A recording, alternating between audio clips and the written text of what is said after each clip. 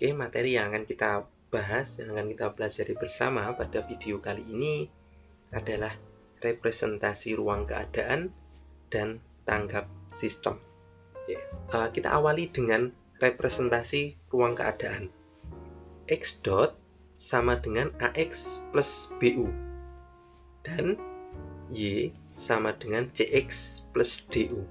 Kemudian kita bisa mendefinisikan state space itu dengan memanggil fungsi SS, yang mana parameternya adalah matriks ABCD dari state space tadi. Oke, seperti itu teman-teman. Semoga contoh ini memberikan gambaran yang mudah untuk dipahami. Oke, kita kembali lagi ke materi. Kita lanjut ke slide berikutnya. Oke, baik teman-teman, kita lanjut ke materi berikutnya. Selanjutnya kita akan berkenalan dengan yang namanya pole zero map ya. Nah, seperti namanya, sebenarnya kita bisa menduga apa guna dari pole zero map ini ya. Sebagaimana namanya, pole zero map ini digunakan untuk memetakan atau menampilkan posisi dari pole dan zero dari sistem kita. Ya. Teman-teman tentu saja sudah tahu apa artinya pole dan apa artinya zero ya. Sudah pernah kita bahas di materi sebelumnya dan juga di materi pengantar sistem kendali ya. Teman-teman bisa cek di video saya di playlist pengantar sistem kendali. Oke. Gampangnya untuk mempersingkat saja, untuk mengingatkan saja, pole adalah nilai yang membuat sebuah sistem atau fungsi alih bernilai tak terhingga, sedangkan zero adalah nilai-nilai yang membuat fungsi alih bernilai 0 begitu ya. Nah, kenapa pole dan zero ini perlu kita lihat? Karena dia sangat mempengaruhi karakteristik sistem, termasuk juga dari kestabilan sistem tersebut. Jadi tidak lain tidak bukan letak dari pole dan zero dari suatu sistem itu bisa menentukan apakah sistem itu stabil atau tidak begitu. Jadi secara mudahnya pole zero map bisa kita gunakan untuk melihat atau mengamati apakah sistem tersebut stabil atau tidak. Oke, bagaimana kita melihat atau menghitung nilai dari pole zero maupun bagaimana kita menampilkan peta pole zero map tersebut ya, grafik pole zero map tersebut. Di dalam MATLAB sudah disediakan fungsinya. Untuk menentukan zero, kita tinggal panggil saja fungsi zero dengan parameter adalah sistem kita atau model sistem kita. Yang kedua adalah kita gunakan fungsi pole dengan parameter model sistem kita untuk menghasilkan nilai pole-nya. Dan untuk memanggil atau menampilkan grafik pole zero-nya, kita bisa gunakan fungsi pzmap ya, dengan parameter sistem yang ingin kita lihat pole zero ya. Untuk mempermudah, kita tengok kembali di MATLAB bagaimana kita bisa menampilkan pole zero map tersebut. Oke, sebagai contoh, kalau kita punya sebuah model sistem, kita sebut saja GS begitu ya, adalah GS sama dengan S plus 2 per S kuadrat plus 4S plus 3. Nah, bagaimana kita menentukan nilai pole dan zero-nya menggunakan MATLAB, serta kita coba untuk menampilkan pole zero map dari sistem GS ini. Kita beralih ke MATLAB-nya. Oke. Sekarang di sebelah kiri layar Anda sudah ada tampilan MATLAB ya. Kita coba buat model GS-nya terlebih dahulu ya. Numerator adalah S plus 2, maka di sini kita buat num sama dengan 1 spasi 2 ya. Teman-teman pasti sudah tahu karena kita sudah pernah membahas ini, bagaimana kita membuat polinomial dan bagaimana kita membuat fungsi alih di MATLAB ya. Di video sebelumnya sudah ada. Coba Anda cek di playlist eksperimen sistem kendali seperti video polinomial ya, kalau memang masih bingung. Nah, kemudian denominatornya yaitu S kuadrat plus 4S plus 3. Nah, kita tuliskan 1 untuk S pangkat 2 nya, 4 untuk S pangkat 1, dan 3 untuk S pangkat 0. Oke. Dan kita bisa mendapatkan fungsi alihnya atau TF nya dengan cara kita memanggil fungsi TF dengan parameter numerator dan denominatornya tadi. Oke. Kemudian untuk menentukan atau melihat nilai zeronya, maka kita gunakan fungsi zero, dan untuk kita melihat polnya kita panggil dengan fungsi pol, dan untuk menampilkan grafiknya kita panggil menggunakan perintah fungsi pzmap. Oke, kalau kita lihat di sini ya, maka harusnya nilai zeronya adalah -2 ya, karena kalau Anda masukkan nilai -2 di sini, maka dia akan bernilai 0. Sementara untuk polnya kita bisa menghitung dari akar-akar denominatornya ya, akar-akar polinomial yang ada pada bagian bawah ini. Kalau kita hitung, maka akarnya adalah -3 dan -1. Maka nilai -3 dan -1 adalah pol dari sistem GS. Seperti itu. Kita coba tengok hasilnya apakah benar. Kita jalankan ya teman-teman. Oke, kita jalankan. Nah, oke. Nah, ini adalah hasil dari program kita tadi ya teman-teman. Kita lihat di command window terlebih dahulu. Ya, di sini kita buat pertama adalah fungsi alihnya.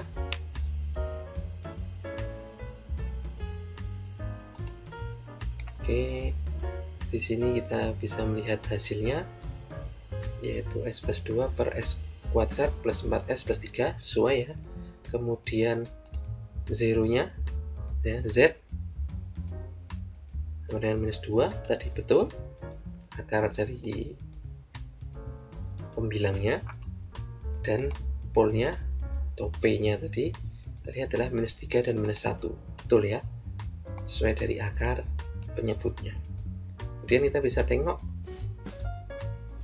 full zero mapnya ya, ini hasilnya tadi full zero mapnya. Kalau kita lihat teman-teman, nah, di sini dan di sini ada 3 titik yang menunjukkan letak dari pol dan zero sistemnya tadi.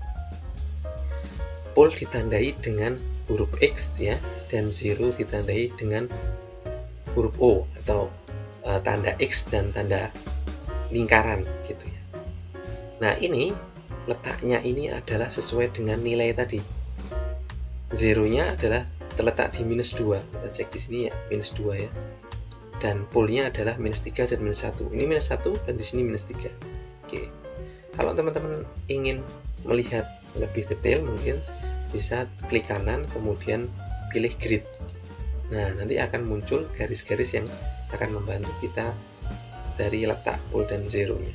Kalau teman-teman malah mempersulit, misalkan menganggap ini lebih sulit, maka bisa kita hilangkan saja gridnya. Oke, seperti itu ya.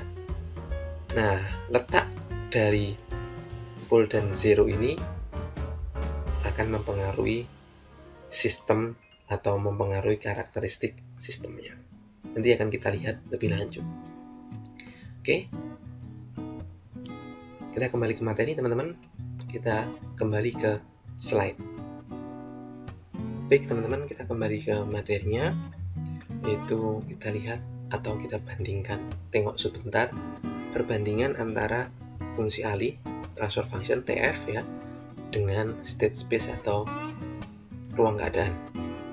Nah, sebenarnya singkatnya, kalau fungsi alih itu hanya bisa merepresentasikan sistem yang bersifat single input dan single output, atau input dan outputnya hanya satu. Sementara state space dia akan menggambarkan setiap keadaan di dalam sistem, ya. Jadi seperti namanya, state space, ruang keadaan. Jadi dia akan menampilkan atau menggambarkan, menginterpretasikan setiap keadaan-keadaan di dalam sistem. Nah, dengan demikian state space ini bisa kita gunakan untuk mendefinisikan atau untuk membuat model dari sistem dengan multiple input dan multiple output. Tidak hanya single input, single output, tapi juga bisa multiple input dan multiple output. Atau banyak input, banyak output begitu. Nah, coba kita lihat contohnya berikut ya. Kita tengok sebentar saja, karena sebenarnya ini juga sudah pernah kita bahas di materi-materi baik di kelas pengantar sistem kendali maupun di kelas sistem kendali ya. Oke, jadi kalau kita punya model sistem, kita punya di sini adalah sistem kita, mesh damper begitu ya. Nah, kalau kita buat model matematisnya dengan melihat penurunan terhadap hukum Newton, maka kita bisa mendapatkan ini ya, persamaan mx double dot ditambah bx dot tambah kx sama dengan ut, di mana x adalah luaran sistem ya, x itu adalah luaran sistem atau jaraknya ya, luaran sistem atau jaraknya atau simpangan baloknya itu adalah x. Maka x dot adalah turunan dari x atau turunan dari jarak, yaitu kecepatannya, dan x double dot itu adalah turunan kedua dari x atau turunan kedua dari jarak atau turunan dari kecepatan, yaitu percepatan. Jadi kan jarak diturunkan jadi kecepatan, diturunkan lagi jadi percepatan, gitu ya. Kemudian UT adalah masukan sistem atau input yang berupa gaya dorong ya. M adalah massa balok, K adalah konstanta pegas, dan B adalah koefisien geseknya. Maka kalau kita punya seperti itu, kita bisa membuat fungsi alihnya, yaitu fungsi alih adalah perbandingan antara output dengan input ya. Outputnya adalah X tadi ya, jaraknya, kemudian inputnya adalah U atau gayanya tadi. X per U sama dengan 1 per ms kuadrat plus bs plus k ya. Ms kuadrat, s kuadrat didapatkan dari x double dot tadi yang dilebeskan ya. Begitu pula dengan s, itu didapat dari x dot. Oke, itu adalah fungsi alih ya. Sementara kalau kita ingin membuat state space, kita bisa melihat keadaannya lebih luas lagi. Itu kalau di fungsi alih tadi satu persamaan saja itu hanya menggambarkan satu input dan satu output, kalau dalam state space kita bisa menggambarkan lebih dari satu. Dalam hal ini sebagai contoh saya gambarkan dua, yaitu